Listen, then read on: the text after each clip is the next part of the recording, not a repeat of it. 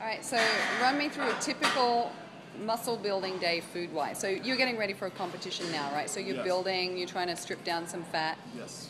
So right now, what's your typical food, like starting in the morning? What kind of, how do you eat? This is what I do in the morning because from my understandings and from what I've read, and then also what I've benefited from, because you can read something and it might just not work for you. In the morning when I get up, I immediately hit some carbohydrates because my body has been through breakfast. When we get to breakfast, what it actually means is break the fast. So I'll have, let's just say for right now, I'll start off with a banana.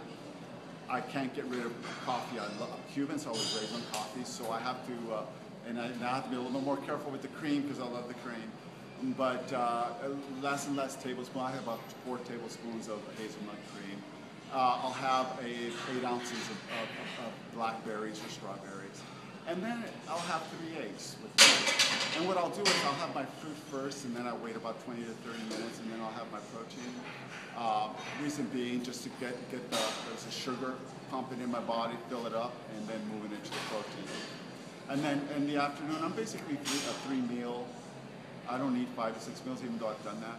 I'll have 3-ounce steak with 2 carrots and half an onion, and I'll have a tablespoon of avocado oil, mini chain triglyceride oil, which is a supplement, and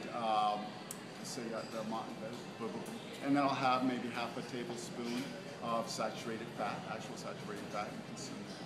And then that really holds me for a good long time.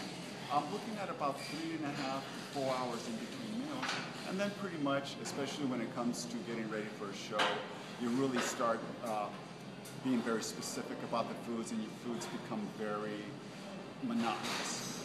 I basically follow pretty much the same routine. At dinner, I'll have a 3-ounce steak.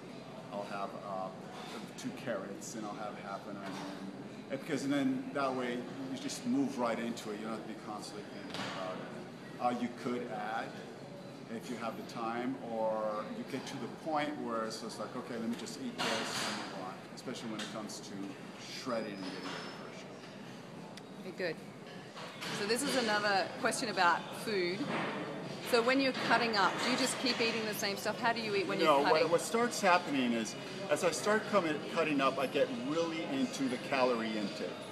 I get to a point where it becomes a visual thing. And what I do is, and of course this comes with experience, it's taken me over 4 years just to get to this level, and I'm not even at the level yet of really understanding when it comes to diet. I'll start using the mirror, and I'll start looking at myself, and I'll start manipulating it. It gets to a point that I start saying, well, let me drop my carbs a little bit here, and then I'll start playing that for a couple of days, and if it's working, I'll keep that, and then maybe I'll have to cut a little bit more of the saturated fats, or maybe increase the saturated fats and decrease the mono. So the best thing to actually do during that whole period is actually to write this stuff down, and that way you have it for future reference. But what's very interesting that I found out is our bodies change yearly. So what worked for me 1 year might not work for me the next. But it gets to a point when it's to calories, and you start leaning out, it gets to a point that you might have to manipulate and see where it goes by removing a little bit of this, a little bit of that, and see where you actually end up. Good.